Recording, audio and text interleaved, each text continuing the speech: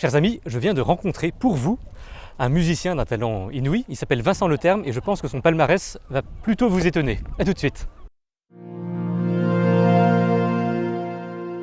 Cher Vincent, aurais-tu la gentillesse de te présenter? Bonjour Richard, je m'appelle Vincent Leterme, je suis pianiste, concertiste et aussi parfois compositeur quand l'occasion s'en présente. Donc tu es musicien. Qu'est-ce qui, dans ton enfance et ton adolescence, t'a conduit à cette décision de devenir musicien professionnel? Alors c'est une histoire amusante parce que j'étais attiré autant par le théâtre que par la musique. Et donc en fait au lycée, je me suis inscrit dans ma ville natale dans les deux classes, piano et théâtre. Et c'était la scène en fait qui m'intéressait surtout. Okay. Et après le théâtre, je me suis dit oh, il y a plein de monde et puis le piano ça marchait un peu. Et du coup j'ai poussé un peu plus le piano. En fait je m'y prenais assez tard puisqu'en fait je jouais du piano depuis mon enfance mais sans aucune prétention professionnelle. Et avec le lycée, je m'y suis mis beaucoup et encore plus après le lycée. Voilà, le théâtre est resté un peu pas loin de moi, on pourra en reparler tout à l'heure. Mais oui. Le piano, en fait, quelqu'un m'a entendu me dire oh, vous devriez travailler un peu plus, ça vaut le coup. Et puis comme je ne sais pas tellement prendre des décisions, je me suis laissé porter par ce conseil. Et puis, mais après, la décision, c'était de travailler beaucoup quand même, parce qu'il ne suffisait pas quand même de... T'as fait quelle école après le bac? Alors après le bac, j'ai de la chance que mes parents m'ont pas du tout brimé dans cette voie-là. Et j'ai travaillé beaucoup le piano. Je suis rentré d'abord à l'école normale de musique pour préparer le CNSM. Et donc je suis rentré au CNSM au siècle dernier. Et donc j'ai fait la classe de piano.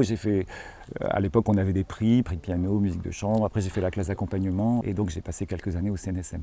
Tu travailles beaucoup avec les milieux du théâtre, tu composes pour le théâtre, oui. Tu es professeur au Conservatoire national d'art dramatique. Oui. Est-ce que c'est une tendance que tu as découvert pendant tes études?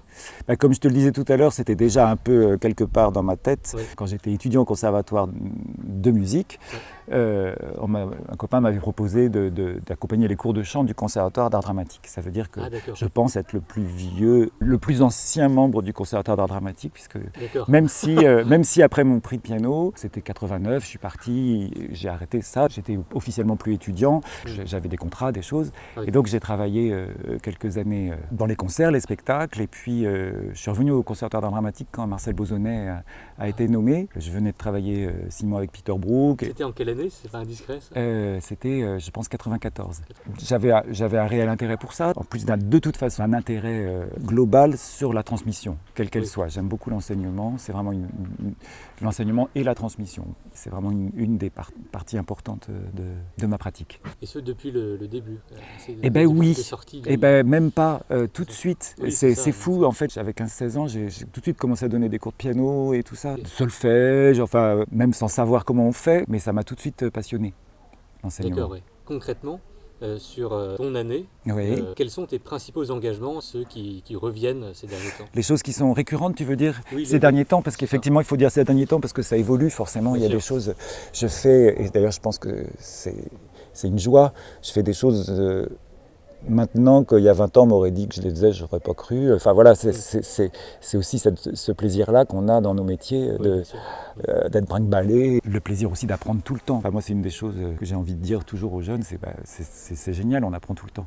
Donc on n'a jamais fini d'apprendre. Par exemple, si on résume maintenant, j'ai toujours beaucoup travaillé avec la création contemporaine, avec les compositeurs vivants. Je fais actuellement partie d'un ensemble qui est basé à Brest, qui s'appelle l'ensemble Sillage, en résidence au Quartz. Donc là, on a toujours toute l'année des concerts avec des créations, des fois des pures créations, des fois du répertoire qu'on appelle contemporain. Donc l'ensemble Sillage, c'est une bonne partie de mes activités. Mes prochains concerts là en septembre, ça sera ça. Après, il y a des récitals qui peuvent être avec des chanteurs, ça peut être des concerts de musique de chambre, comme là. Là, on est en Bretagne et il se trouve que je suis là pour une série de concerts sur la commune de Pamar. Ouais. J'ai une passion pour les mots et la musique ensemble, la musique et les mots, et la musique qui parle et les mots qui font musique. C'est vrai que j'ai été aussi très vite concerné par le travail avec les chanteurs. Oui. Au début, pas mal avec l'opéra. D'ailleurs, j'étais même choriste à l'opéra quand j'étais étudiant. Oui, okay. Oui. Et puis petit à petit, ça s'est ouvert sur la chanson, la comédie musicale et tout ce qui est, en plus du théâtre musical, puisque j'avais pas mal travaillé avec Georges Apergis sur des pièces de ce qu'on appelle le théâtre musical dans le répertoire contemporain en tout cas, même si on parle de théâtre musical aussi pour la comédie musicale et pour en fait, tous les spectacles maintenant qui peuvent allier théâtre et musique. Très peu de récitals seuls, ça n'a jamais été ce après quoi je cours, ça m'arrive de temps en temps, oui. Mais c'est quand même assez exceptionnel, parce qu'en fait j'ai toujours aimé faire ce métier pour partager, pour être avec d'autres. Même pendant mes études au conservatoire, j'avais un professeur qui nous disait apprenez tous les concertos de ça, puis je me disais mais moi je ne vais pas les jouer, je pense pas. Oui, enfin, j'en ai fait un tout petit peu, des concertos de Mozart, mais j'étais quand même très attiré moi par à la fois la musique de chambre, la musique contemporaine, enfin les choses où je pouvais rencontrer du monde. Oui, bien sûr. Voilà. Alors, tu en as parlé, les cours au Conservatoire d'art dramatique, bien sûr, même si c'est sur une période qui va du mois d'octobre au mois de mai. Et puis, une collaboration assez fréquente avec la Comédie Française, avec qui j'ai commencé à travailler en 2007 et par le biais de laquelle, d'un seul coup, j'ai vu mon nom marqué comme compositeur, alors que ça, je n'y avais jamais pensé ou même imaginé qu'un jour on mettrait musique originale Vincent Leterme. Et le premier spectacle que j'avais fait, au départ on m'avait demandé d'arranger des madrigaux, c'était Don Quichotte que montait Émilie Valentin avec la collaboration d'Éric Ruff. Je devais arranger des chants de l'époque, c'était une pièce portugaise Da Silva, donc une version de Don Quichotte de Da Silva. Émilie Valentin, elle travaille avec des marionnettes, et le souhait c'était que les acteurs chantent. Puis en fait, il y avait pas vraiment de partition, il y avait des trucs portugais, il fallait les adapter en français, enfin bon, etc. Puis petit à petit, j'ai dit, mais peut-être je vais les faire, ça va être plus simple. Et ce qui fait que j'ai écrit toute la musique du spectacle en toute inconscience. Voilà. Et à la fin, on a dit, mais en fait, il faut que du coup, tu as fait la musique.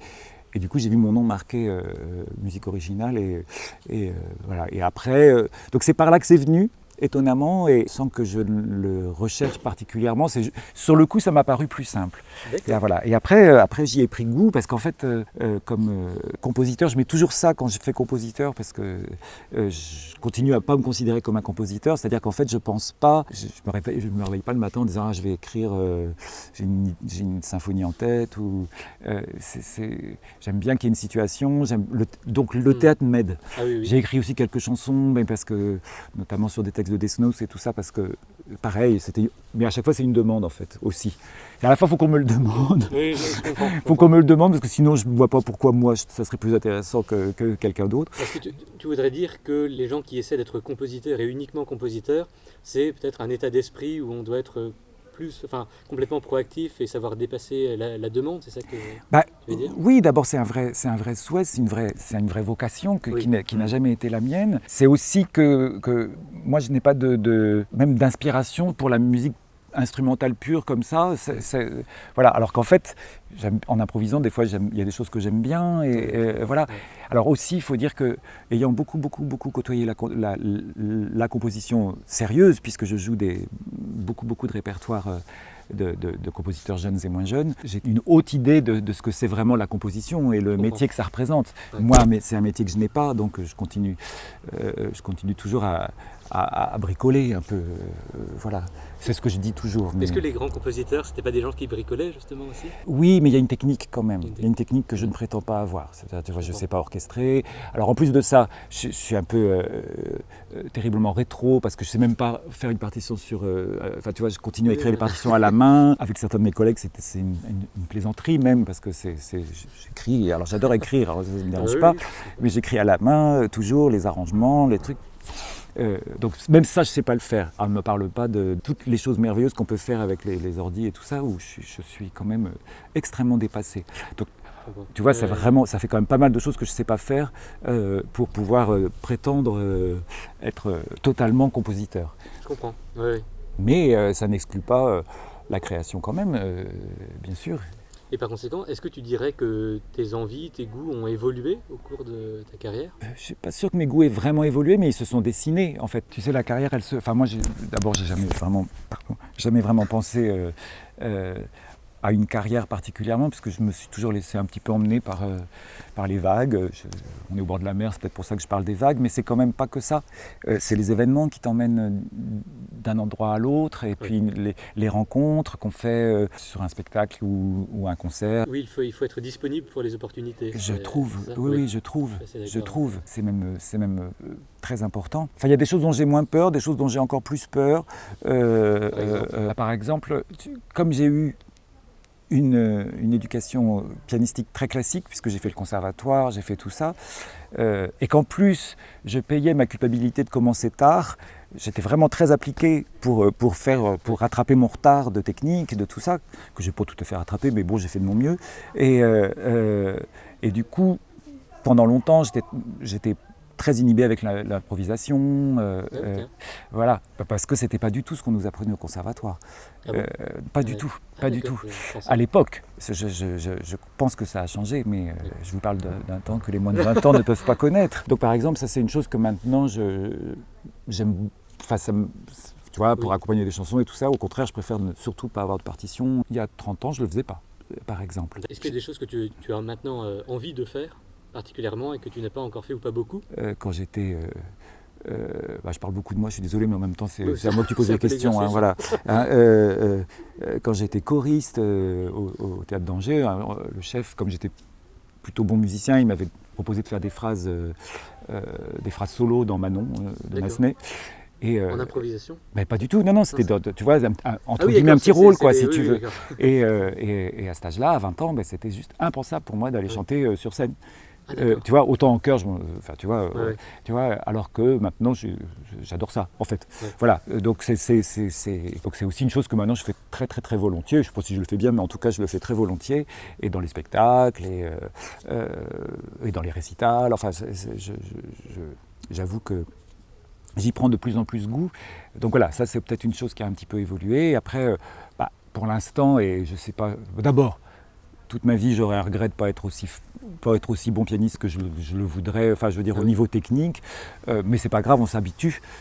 Et puis après... Tu m'avais raconté une anecdote, quoi, que tu avais participé par hasard à un truc où tu avais vu Kissine s'échauffer. Voilà, par exemple, c'est ça. Et voyant Kissine s'échauffer, mais même en dessous de Kissine, mais même voyant Kissine s'échauffer, je m'étais dit, nous ne faisons pas le même métier. C'est complètement... voilà, mais il y a quand même plein de façons de faire ce métier. Donc même avec des lacunes techniques, on peut quand même faire des choses. Et puis voilà, après je rêverais d'être plus à l'aise pour faire du jazz, tu vois, de l'impro. Voilà, j'ai pas tout le bagage de ça. Alors après, la vie fait que si ça se trouve un jour j'aurai le temps, je le ferai. Mais bon, j'ai tellement d'autres choses à faire que finalement c'est pas plus grave que ça. Mais, bien sûr. Mais dans la mesure où toujours on a envie d'apprendre, voilà, si un jour j'avais un peu de temps, si on me disait tiens, voilà, tu vas faire un stage, ou, tu vois, j'aimerais bien en faire un peu mieux. Même si j'en fais, enfin, tu vois, dans la chanson, mais j'ai pas tout le langage de certains de mes collègues, quoi. D'accord. Tu dirais que c'est cette envie que tu as de devenir encore meilleur, tu vois, parce que moi je te connais, je sais que tu improvises extrêmement bien et tout. Tu dirais que c'est plus pour savoir que tu t'es amélioré, ou bien pour pouvoir peut-être pour le public donner quelque chose? Non, donner plus, pouvoir donner plus, avoir plus de couleurs entre guillemets à mon instrument, mais enfin tu vois, plus de moyens d'expression, de choses à faire passer. D'accord. Tu vois, j'ai entre guillemets la prétention d'imaginer qu'on peut progresser tout le temps. Il y a des choses au bout d'un moment, tu sais que tu sais les faire quand même. Tu as un peu de enfin ça quand même. L'âge fait qu'on a un peu de métier, donc il y a des choses... Voilà, après, à la fois, tu as des certitudes sur des choses que tu dis ça va aller, je sais le faire. Puis en même temps, tu as des gouffres qui se creusent aussi, de choses que tu te dis, mais ça, je sais vraiment pas le faire. Ces gouffres-là, tu peux de temps en temps te dire, tiens, je vais les combler. Ouais, je comprends. Maintenant que tu as du métier, est-ce que tu saurais mettre des mots sur ton processus de création artistique? Concrètement, par quelles étapes tu passes pour... Alors, sinon composer, du moins créer. Alors, la création, en musique, de toute façon, c'est un vaste sujet, puisque moi, quand j'ai commencé le métier, ou si on peut dire la carrière, ou mon parcours professionnel, je n'avais aucune prétention comme je te l'ai dit tout à l'heure, de compositeur. Et quand on me posait la question, mais alors vous êtes pianiste, c'est super, vous composez, et je répondais immanquablement, est-ce que vous demandez à un acteur s'il écrit des pièces? J'ai une énorme estime et intérêt pour le travail de l'interprète, parce que pour moi c'est déjà de la création. Et on se confronte comme un acteur se confronte au grand texte. Nous, on se confronte aussi au grand texte. On est face à des montagnes dont on n'a jamais fait le tour. Et en plus, il suffit d'écouter plusieurs versions de la même œuvre pour savoir que le rôle de l'interprète est extrêmement important quand même. Et tant mieux pour nous. Un concerto de Mozart joué par un tel ou un tel, ça raconte complètement autre chose. Oui.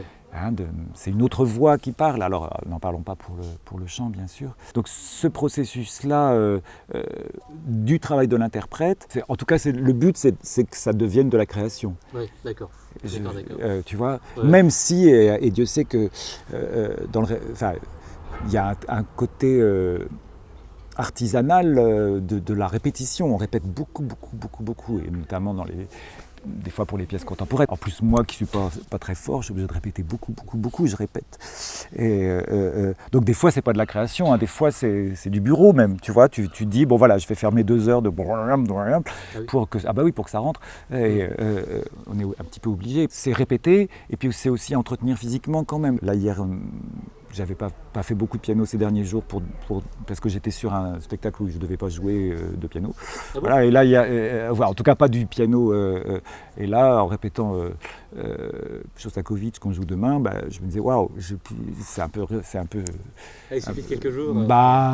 Oui, c'est un peu, tu vois, ça se. Ouais. Oui, c'est comme un danseur et tout. Enfin, tu vois, il y a un petit côté artisanal quand même, mais moi que j'adore. En plus, moi que j'adore, c'est même des fois, c'est même un luxe quoi, de se dire, voilà, mon travail, ça va être de répéter ça jusqu'à ce que ça, à l'échelle de ce qui se passe dans le monde, tu dis, ouais, quand même, j'ai de la chance. Moi, je suis chez moi et j'essaye de travailler pour éventuellement créer de la beauté à l'arrivée. C'est quand même plutôt cadeau. Oui.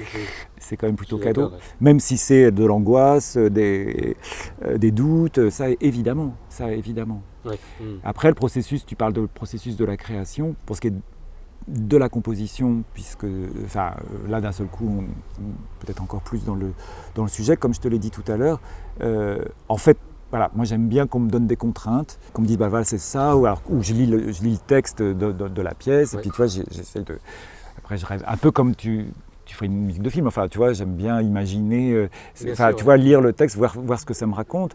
Et le plus simple pour moi, c'est de faire des chansons, parce que en fait, dès qu'il y a les mots, ça me porte beaucoup. Tu te mets à ton piano et directement tu tentes des trucs et t'écris? Ça dépend des fois. Non, des fois quand c'est vraiment pour des chansons, je me le fais pas tout de suite au piano. Je préfère me chanter les mots un peu. Okay. Mais après vite, t'as envie d'essayer, tu vois. Mais quand même, c'est aussi pour entendre la musique, quelle musique ces mots-là te donnent. En vrai, j'ai pas de méthode particulière. Ça dépend. En fait. Puis des fois, tu as l'idée tout de suite, puis des fois, tu l'as pas du tout. Tu connais bien ça, tu vois, tu as l'idée d'un seul coup, voilà, ça y est, ça c'est dans ta tête, c'est clair. Ouais. Et puis des fois, tu te dis, mais comment je vais faire? Avec le théâtre, une partie du travail que je fais aussi, qui est maintenant une chose qui m'intéresse beaucoup, c'est tout le côté arrangement aussi, c'est-à-dire pas forcément de la composition, mais en fait, faire un arrangement, c'est de la réécriture. Enfin, c'est comme une mise en scène un peu d'un texte. Ouais. Alors qu'en fait, suivant comment tu réarranges telle ou telle chanson, elle est éclairée totalement différemment et on entend d'autres choses. Donc ça, c'est un processus qui m'intéresse beaucoup aussi. Cela dit, par exemple, j'aime bien le faire quand je sais pour qui ça va être. J'aime bien le faire par rapport aux gens. D'accord. Tu vois, parce que tu ne vas pas écrire la même chose suivant la personne aussi. Parce que je m'intéresse beaucoup aux gens. J'ai envie d'écrire pour telle personne ou pour telle personne. Oui. Et est-ce que tu penses que justement, on devrait toujours créer en pensant à qui va recevoir la chose? Mais je pense que je crois qu'il n'y a aucune règle, parce qu'en fait, tu as beaucoup de compositeurs, ils écrivent. Justement, c'est là où moi je sens que je ne le suis pas, parce qu'ils couchent sur le papier une chose que nous interprètes allons faire exister, mais ils ne savent pas forcément pour qui ils le font. Alors de temps en temps, j'ai eu la chance, moi on m'a dédié des pièces. Des fois, on t'écrit des choses, mais mais la plupart du temps quand même. Puis tu sais qu'elle, de toute façon, même si en supposant tu écris une pièce pour une personne, bah, tu sais que la personne dans 50 ans, elle ne sera plus là pour la jouer, et puis tu as quand même envie que la pièce, elle continue à exister. C'est toute cette hauteur-là de vue que moi je n'ai pas, parce qu'en fait, c'est pour ça que dans mon processus à moi, c'est pour, voilà, je sais qu'il va y avoir un tel, il va y avoir un tel, ah oui, tu vois, cette voix-là, avec, et puis, ah bah oui, avec elle qui peut prendre l'accordéon, ah oui, on pourrait faire ça. Plus il y a de contraintes, et plus je me sens à l'aise, en fait. Enfin, à l'aise. Oui. Dire que je suis à l'aise, ça serait quand même un peu prétentieux, parce que je ne le suis jamais, je ne le serai jamais. Ouais, je comprends. Je ne le serai jamais avec tout ça. Hein, mais... Et quel est le secret, du coup, de ta créativité ? J'ai pas l'impression d'en avoir. La mienne de créativité, je sais pas ce qu'elle est, mais c'est peut-être l'envie d'écouter les autres et d'être attentif aux autres qui fait que il m'envoie des résonances que peut-être j'arrive à traduire. La mienne à moi, je sais pas. Est-ce que tu te sens un devoir en tant qu'artiste, par exemple, un scrupule, voire un engagement particulier envers la société ? Ben, c'est important. Évidemment que je me sens un engagement.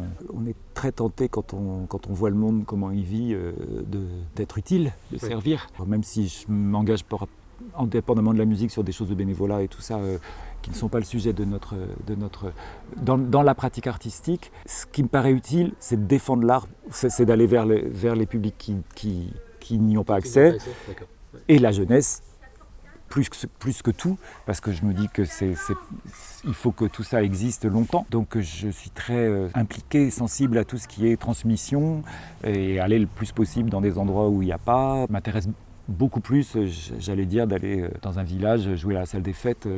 Enfin, c'est pas beaucoup plus, mais autant. Mais je comprends tout à fait. Oui, c'est pas beaucoup plus, parce que ça serait pas non plus, tu vois, de temps en temps, tu joues dans une super salle avec un beau piano. Je vais pas non plus dire que ça me plaît pas. Ouais. Surtout que des fois, c'est une abnégation quand même de faire ça, parce que tu joues pas dans forcément des conditions idéales. Des fois, tu te retrouves avec un clavier numérique. Tu vois, enfin, donc. Ouais. Des fois, il faut prendre un petit peu sur soi, mais je pense que c'est quand même important de le faire. Je pense que c'est vraiment important de le faire, et nous, artistes, on a un vrai devoir de faire que tout ça continue après nous. Et qu'est-ce que c'est un bon morceau de musique ? Que je pourrais en dire, je pourrais te poser la question à toi aussi, mais puisque tu me la poses à moi et que je suis non, mais parce qu'un bon morceau de musique, je sais pas. En vrai, je sais pas. Moi, la musique qui me touche, c'est la musique qui parle. J'aime que la musique... disent ce que les mots ne savent pas dire. Voilà. Et de temps en temps, et tu as des interprètes qui le font vraiment passer. J'aime pas les notes pour les notes, quoi. Voilà. C'est plus... Il s'agit de transmettre un message. Oui. C'est-à-dire qu'avec les mots, tu vois, au bout d'un moment, on fait gna. Puis des fois, avec les... Ça, c'est quand même extraordinaire. Des fois, sans les mots et juste avec... tu dis des choses qui vont assez loin. Ouais, je veux pas dire très loin, parce que si, après tu as des musiques qui font aller très loin,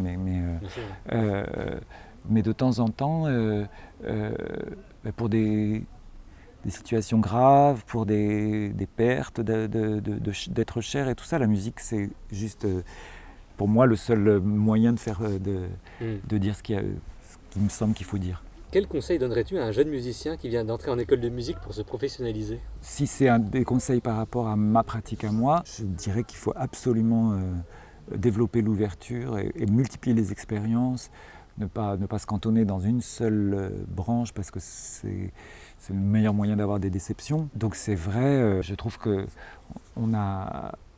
avec nos métiers, une chance folle, parce qu'on est toujours en apprentissage, on est toujours en train d'apprendre. Moi, quand j'étais étudiant, c'est vrai que j'ai dit oui à des trucs, des fois totalement improbables, mais en fait, ça m'a donné des contacts pour faire d'autres choses, des idées pour faire d'autres choses. Et donc, du coup, mais je pense, en tout cas, pardon, monsieur Légal, excusez-moi. Voilà. Bon. Je pense que cultiver l'éclectisme et la curiosité me paraît fondamental, et le plus possible la générosité aussi, tu vois, pour donner, parce qu'en fait on fait quand même on se donne beaucoup de mal, on travaille beaucoup, enfin je veux dire, il faut que le moment du concert ou du spectacle, il faut que ça soit une fête, quoi. Pour un jeune, moi je dirais, soyez curieux, quoi, pour essayer des choses. Le fait qu'on se dise qu'on est toujours en apprentissage, ça peut rendre humble aussi, tu vois, de se dire c'est normal, j'y arrive pas, mais peut-être que je vais y arriver après. Oui. Ça marche pas tout du premier coup. Quand je me mets au piano, des fois je fais essaye encore. Puis des fois je dis en fait, ouais, ça peut. peut-être que je vais y arriver. Merci Vincent pour ce très beau partage. Merci. Merci. Hop. Ça va? Nickel. Du coup, tu m'as même pas demandé ce que j'allais emmener pour les aliens.